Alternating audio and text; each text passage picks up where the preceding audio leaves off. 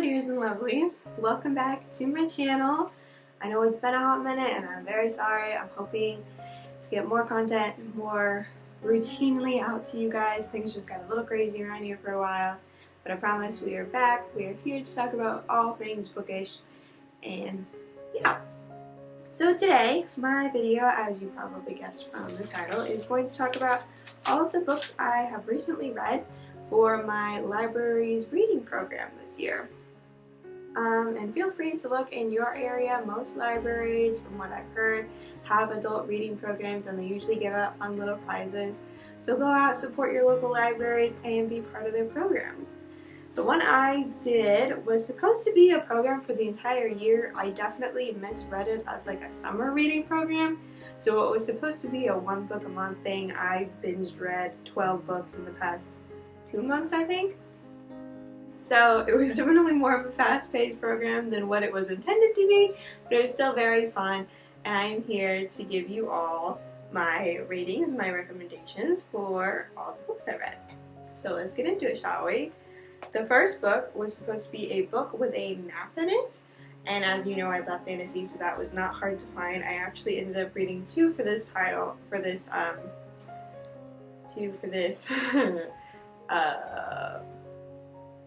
why can I not think of words, guys? Why is it when I'm on camera I can't think of words? This is so bad. This is so bad. Not the title, the activity, I guess, is the word I'm looking for. The first activity was a book with a map. And so for that activity, I picked The Ballad of Never After and A Curse for True Love by Stephanie Garber. I had already read Once Upon a Broken Heart and I really wanted to get through and finish the rest of the series. So I read both of those for that activity. And I gave The Ballad of Never After, I gave a The Ballad of Never After I gave a 4 out of 5, and The Curse for True Love I gave a 3.5 out of 5. I enjoyed The Ballad of Never After a lot more. It really like sucked you in a lot more, and it got you, the stakes were raised and the tension was higher in my opinion, and it was just a better book in my opinion. The Curse for True Love was still good, still enjoyable, but it seemed, in my opinion, to kind of be a disappointing ending. It wasn't terrible, it was still a happy ending, it was still really fun. It just wasn't as good as it could have been, in my personal opinion. But again, don't let me deter you from reading the series. It is still a very fun fantasy romance series. It's still very whimsical and magical and all things Stephanie Garber, and I did really thoroughly enjoy it. I just read the Caravel series before I read this series, and the Caravel series holds a very near and dear place to my heart. I devoured those books. So those books are my favorite. So in comparison, this series kind of fell a little bit more flat. But again, don't let that deter you. A lot of people who have read Once Upon a Broken Heart before Caravel enjoyed this series better. So really you should just read it and find out for yourself. The second chapter was, why am I saying all these weird words, guys? What is going on with my head today? The second activity was supposed to be a book with that I meant to read last year but didn't get around to it. And for my birthday last year, I did a really big book haul. I bought a lot of books for myself as a birthday gift to myself, and my birthday is around Halloween, so I bought myself some spooky books, and one of them was The Year of the Witching by Alexis Henderson. And this book was really, really well written. It's very, very witchy vibes, it's very feminist, it's very girl power, it's very very creepy, very spooky, it's a very slow burn. It's not very fast paced, so don't expect something super fast. The plot has to do with this girl growing up in this very cultish environment and kind of figuring out that maybe everything is not as it seems. So it's very, very good, very well written, but don't expect something super fast paced until you get close to the climax, obviously. But this book I gave a 3.5 out of 5. Again, that is not a bad rating. I very much enjoyed this book. It just wasn't anything amazing, wasn't anything I've been left, thinking about afterwards. It's not anything I've been pondering after I read it. It was just a good book. It was an enjoyable book, and I would recommend it to anybody who needs a good witchy spooky read this year. Number 3, the activity was a book about something lost or found, and I picked a thriller called Boneman's Daughters by Ted Dekker. This thriller, the plot is essentially the serial killer is running rampant, and his MO is basically killing women who don't fit his idea of what a perfect daughter should be. By breaking all the bones in their body. He kills them very slowly, very gruesomely. It's a very gruesome book. Do not read it if you cannot handle some gore. Basically the plot is this main guy, his daughter gets taken by the serial killer. So it's like a race against time for this guy to get to his daughter before she's killed by the serial killer. So it was a very good book, very good thriller.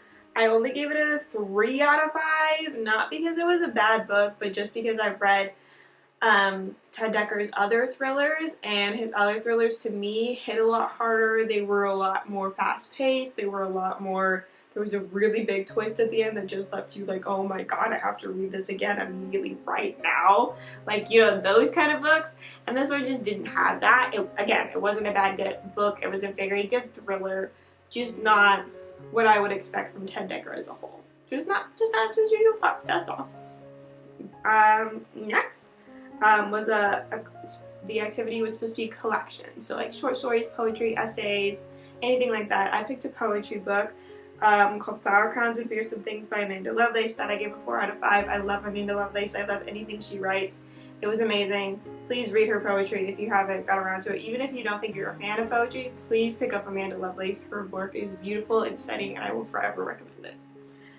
Number 5 was a book by or about a neurodivergent person, and I picked How Can I Talk If My Lips Don't Move. I will say it's by Tito Rajarshi, and I cannot say his last name. I'm so sorry. I will post a list of all of the books in the description so that way you can look it up for yourself. I just don't want to try and butcher his name. But it's a very good book. It's a non-fiction just about his experience growing up as a non-verbal neurodivergent child, and just what his experiences were growing up with those limitations. And it is very interesting. The way he writes is so poetic and beautiful. I heartily recommend this to anybody just to get into the mind of a neurodivergent person. It's very eye-opening, very informative, and very, very beautiful writing. I gave that a 4 out of 5. The next category was a book set in space. And for that one, my boyfriend actually picked this one out for me because I told him to pick it out for me while we were at the library. And he picked William Shakespeare's Star Wars, Verily, A New Hope. And this one is exactly what it sounds like. It's the first movie, the first Star Wars movie, A New Hope, but set in play format, set in Shakespeare prose. So it's written exactly how you would think it would be written. It's very funny. There's a lot of funny nods for those of you who are fans of Star Wars, and if you like Star Wars, I would recommend it. It's not an amazing book by any means. It won't be the most amazing thing you've ever read, but I gave it a 3 out of 5. It was really fun and funny to read as a fan of Star Wars myself.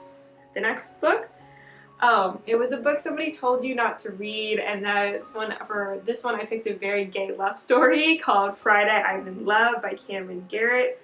Oh, and the previous book was by Doescher. But this one is by Camryn Garret, and it was, oh my god, you guys, it was so beautiful. I cried happy tears. I've never cried happy tears for a book in my life, and I absolutely adored this book. It was so good. I gave it a 5 out of 5, not because I think it's a perfect book, not because I think you all will think it is a perfect book, but it was a perfect book to me. It was so cute, so wholesome, so lovely. Please read it. Okay, moving on. Number 8 was The Winter People by Jennifer McMahon. This was a thriller that goes back and forth as you're reading this lady's diary. You get her perspective from the 1800s, and then you get the modern girl's perspective who's reading the diary and what she's going through. It is a paranormal thriller, which in my head should just be counted as a horror if it's paranormal, but that's just my opinion. I gave it a 3.5 out of 5. It was good. It was very interesting. But again, in my head, if it's paranormal, it shouldn't be marketed as a thriller. It should be marketed as a horror. So that was really my only qualm with it. And it also had a very depressing ending that was very much like your actions have consequences, even if they're done with the purest form, from the purest form of love. In this case, it was from a mother's love. Your actions do have consequences, and they can really hurt those you care about. And it kind of just leaves you going, ouch, like, whoa. And it just kind of leaves you sitting there for a minute. So that's why I gave it a 3.5 out of 5 instead of just 3 out of 5, because it was very good, very well written. Just not my personal taste. It wasn't my favorite. The next I read was Fox and I by Catherine Raven. This was a book, supposed to be a book with an animal sidekick. So this one I read, it was a non-fiction book about a biology professor, I believe, living in the wilderness, and she befriends this fox. This fox keeps coming to her house, her little cottage, every day at 4:15, and she just starts feeding it, she starts reading to it, she starts developing this friendship with this fox, and it's just the story of her developing this friendship. I say give it 3 out of 5. It was very sweet. It was not a bad book. It was just very boring. There's a lot of details about plants and animals and wildlife and everything that goes into her living in the wilderness. And that's just not my cup of tea. Like, I'm sure it's all very beautiful. It paints a very beautiful picture, but it's not exactly very riveting storytelling, I will say. But it was very good, very well written. I would recommend it. Number 10 was a book with a recipe. And I didn't pick a random cookbook, I promise. I picked a book called Murder with Oolong Tea by Karen Rose Smith. This I gave a 4 out of 5 because it was really, really fun. I didn't think I was a murder mystery girly, but reading this, it was so cozy. The plot is basically this girl runs this tea shop in this tiny little town, and because she runs this tea shop, she gets all the gossip. So all the gossip helps her help the police solve these murder investigations. And there's a whole series, which I really would buy. But yeah, this one I gave a 4 out of 5, and there's little recipes from what she makes in the tea shops at the end of the book, and it's so you can make them yourself, and it's really cute, it's really sweet, has a little bit of a romance subplot that's really fun, and yeah, it was really good. And 11 was a book published the year I turned 16, which, would you believe it, was the hardest thing to find at the library. You guys, I don't know why it was so hard, but I could not find a book published in 2017. It was ridiculous. When I finally found one, it was not that good. It was Camp Half-Blood Confidential by Riordan. It essentially is just a fun book of facts about Percy Jackson for those who are already fans of the series. And being somebody who has never read Percy Jackson in my life, I didn't care for it. I gave it a 2 out of 5. I think if I had read Percy Jackson, I would like it a lot more, but seeing as this was my first Percy Jackson book, and it was just a book full of fun facts, it was just kind of like, okay, like it wasn't anything crazy. So I gave it a 2 out of 5, but that's not a diss to the book. I'm sure if you like Percy Jackson, you would like the book, and if you like Percy Jackson, go pick it up. I'm sure you'll like it. Number 12, the last one, was a book by an Indigenous author, and that was Stealing by Margaret Verble. I gave this a 3.5 out of 5. This one was about a girl, a little Indigenous girl, who gets taken from her family to go to this Christian boarding school, and it's just about her experience with that. It's very moving, very eye-opening, very jarring, I will say, because it's written from the little girl's perspective, and all of the stuff she goes through is just heartbreaking, honestly. But because it is written from her perspective, the little girl's perspective, I will say it's not a cohesive story. It jumps around a lot, so it takes a while to get used to her method of storytelling. That doesn't take away from the power of the story. I just will say it does take some getting used to because she does jump around a lot. And that one I gave a 3.5 out of 5. I can't remember if I already said that. It's a very good book. Would recommend it. The only thing I didn't like was the ending. It left things kind of open-ended, and I kind of wish we got more of a set ending to her story.